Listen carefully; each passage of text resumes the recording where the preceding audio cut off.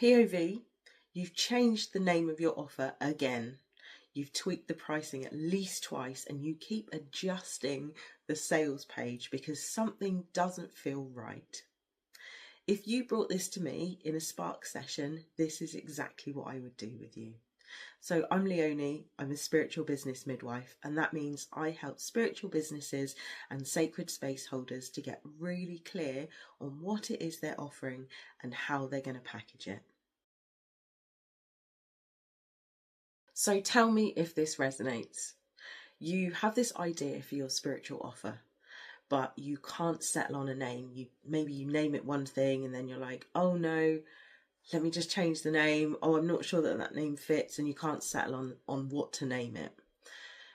You maybe had a price in mind, but then you want to actually be charging what your work is worth and the time and the care that you've put into it. But then you also don't want to price it as too expensive because you don't want to price people out, and you want to make sure that your work actually meets the people that need it. Maybe you keep adjusting the sales copy on your website or tweaking your Instagram bio, or maybe you keep second guessing who your offers are actually for, who your spiritual work is actually for. All of these are so common. Maybe you're somebody who has confidently launched your product or your offer and then you heard crickets, so you kind of pulled back, you adjusted, you tweaked, you refined, but maybe you kept staying in that process. Maybe you kept kind of over adjusting, tweaking, just polishing this, just correcting that. Maybe it just didn't ever fully settle or fully land, and by the end of the whole process you're almost fed up with it. You're almost like, I just don't know anymore. Like, surely, especially in spiritual business, we think this, right? Surely if this work was supposed to be out there, all of these things would have just clicked into place. But honestly, that's not what the real issue is. The real issue is clarity. When you are unsure about what you're offering, so you've got your same offer but you've relaunched it a number of times under different names, or you've kept changing the price point. I'm doing a flash sale with this particular thing. Nobody bites, so you then put the price down again and again and again. All of that communicates hesitation. When you are hesitant in your work, clients pick up on that.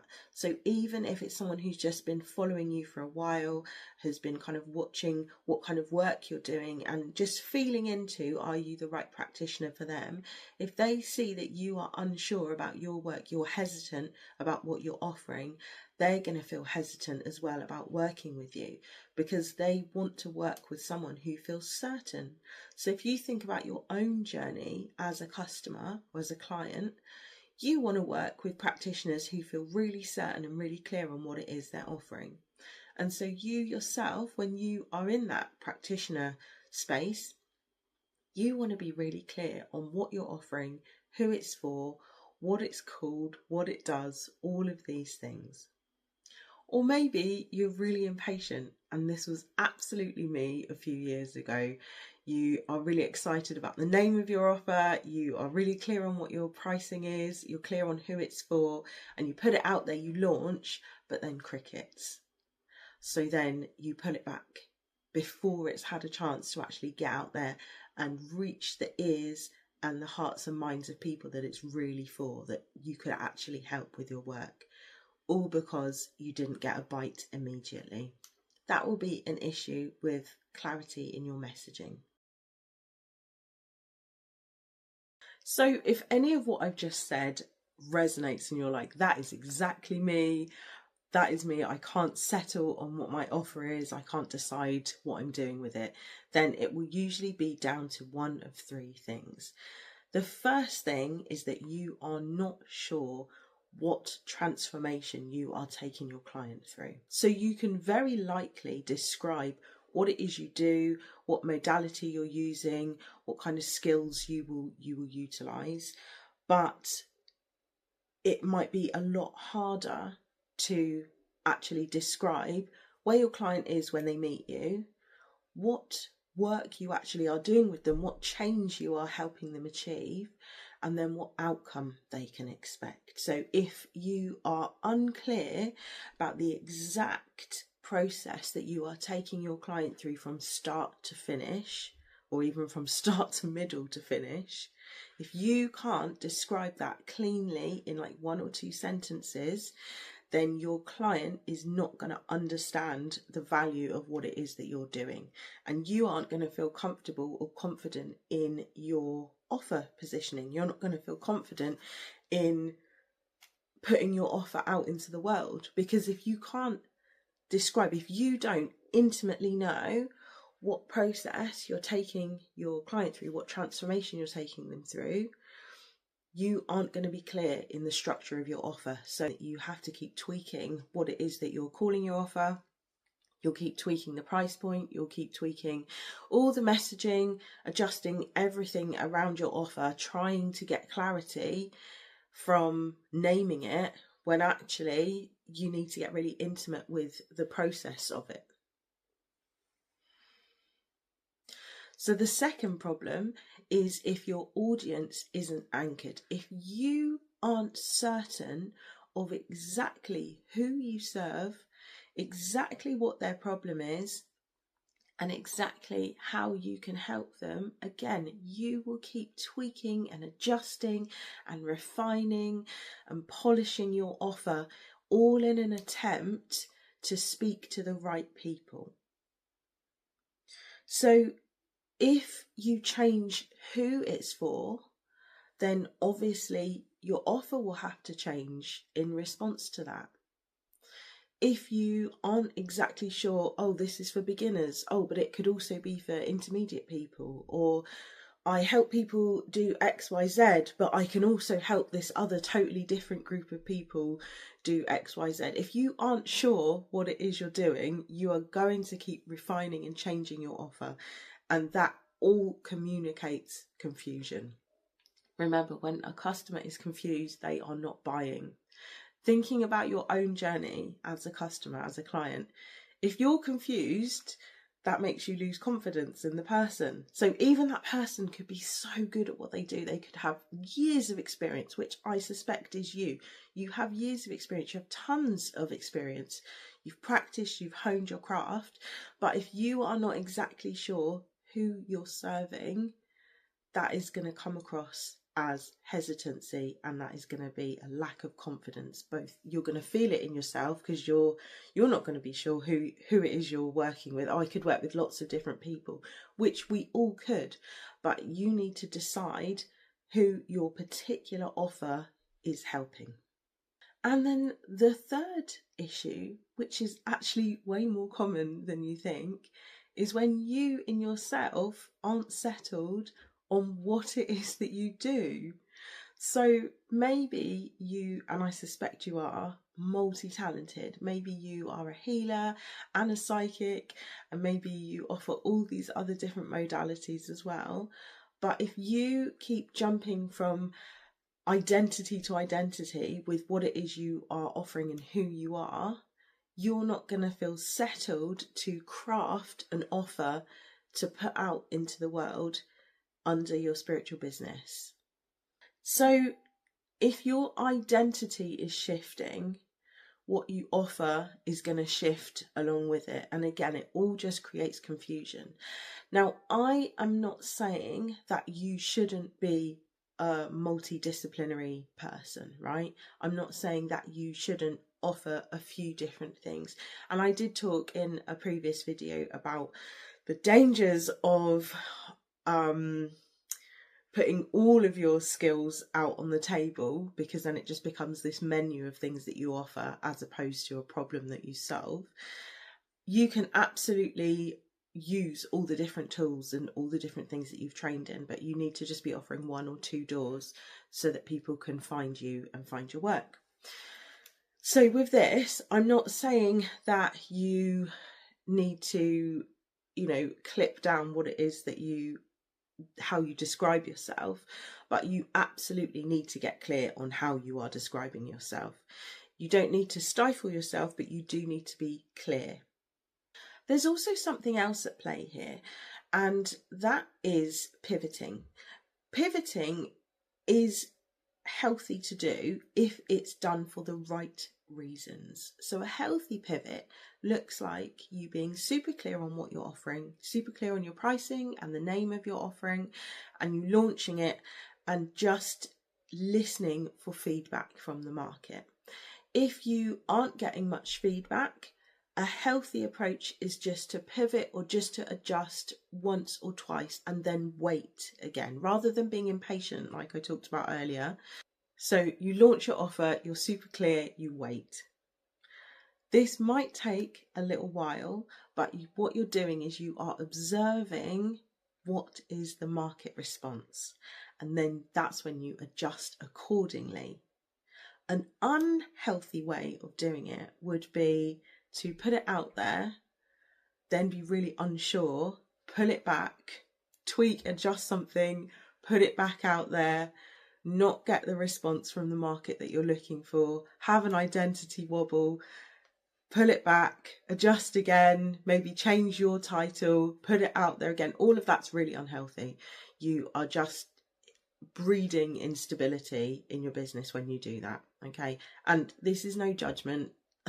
Have totally done this in the past myself, totally done this, and I've seen it happen so many times with other practitioners over the years. So if this is you, please don't take it as a judgment. It's just an observation, but that is something that is not helpful for your business.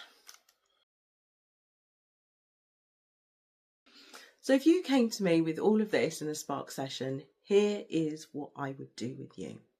First, what I would get you to do is to define your exact transformation. So what changes, what problem reduces for the customer, what shifts internally for them, and what shifts externally for them. So we would map out together what exactly changes for your client in the beginning. Where are they when they meet you? What happens during? What happens afterwards? What changes internally for them? What changes externally for them? So the second thing I would get you to do is to define exactly who this is for. Okay, what urgent problem do they have? What are they willing to pay money to solve? Once you get super clear on that, the rest becomes a lot easier. Thirdly, I would get you to define the outcome in one sentence. I would get you to say, I do X, Y, Z for who, so that they can blah, blah, blah. Okay, I would get you to be able to easily communicate that in one sentence. Once you're clear on what it is you do, who it's for and why, to what end, for what outcome, once you get really clear on that, you become so much more confident in putting your work out there. You become so much more confident in speaking about it, and the right people, their ears will prick up and they'll be drawn to you. And then the final step would actually be to commit to yourself for locking that in for 90 days. So in that 90 days, you wouldn't tweak the name, you wouldn't tweak the pricing, you're not adjusting anything. You're just sitting with it, and you are just being super consistent with talking about your offer, communicating very clearly the transformation, talking about exactly who it's for, describing their exact problem, and then waiting and observing. Because in that 90 days, guaranteed, 90 days is a long time. It doesn't sound like a lot, but it's a long time. It's certainly long enough for you to get some decent feedback on, is this actually a problem that people are willing to pay money to solve? Is this something that I'm excited to be doing? Are you actually excited to be doing this thing? If you, at the end of the 90 days, and you're like, oh, actually, this isn't for me, or, you know, oh, I'm not actually as excited about this as I thought I was, or I have identified a slightly different problem or a deeper problem, after that 90 days, you can totally adjust, and that's a healthy pivot. That's not a wobble. So all of this matters because once you get super clear on who it is that you are helping, why, what transformation you're taking them through, and the journey that they go on with you from start to middle to end, it makes your messaging so much clearer, so much easier to then talk about that. If you know it intimately, inside out, it becomes so much easier to actually talk about it. So all of your messaging, all of your social media content, any conversations that you're having, either in person or, online via email or something like that, it becomes so much easier to actually articulate what it is that you do and why. That way, your clients will immediately sort themselves into, yes, this is for me, or no, that's not for me, I don't have that issue. Your energy also becomes so much steadier inside. Think of how good it feels to be really confident in what it is that you do. So all your skills that you have taken time to learn how to do, to practice, to hone, you're really confident in your ability, right? The exact same thing goes for your offers. So if you are super clear on what it is you're offering, you will feel more confident in talking about it. And that is going to translate, I've said this before, but that is going to translate to your clients feeling confident that you are the person to be able to help them.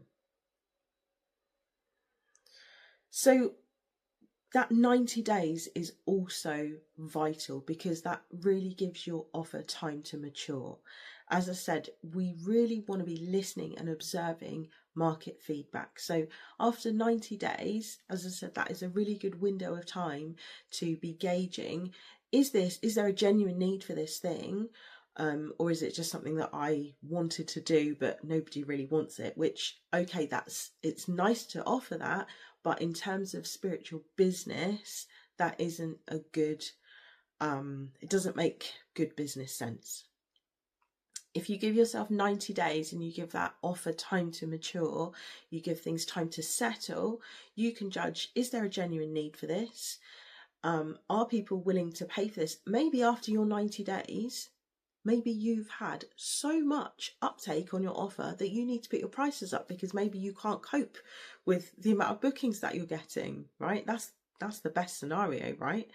But maybe after that 90 days, you're like, I actually cannot see, 10 clients for this thing in a week, or I can't, maybe I can't have so many people on my course for the time. So maybe I need to put my prices up, or maybe you need to adjust your intake. So maybe you need to adjust how many people you take at a time because it's so popular, but you won't know that until you give it time. So that 90 days is really, really crucial to this whole process. So finally, if this all sounds like something you would like help with one-to-one, that is exactly what I would do with you in a Spark session. Remember, we map everything to your human design and your gene key, so it is specifically tailored for you.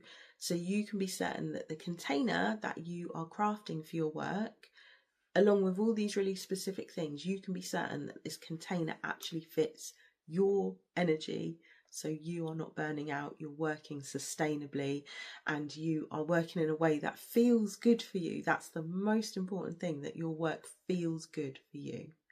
So thank you so much for watching, and I will see you next time. Bye.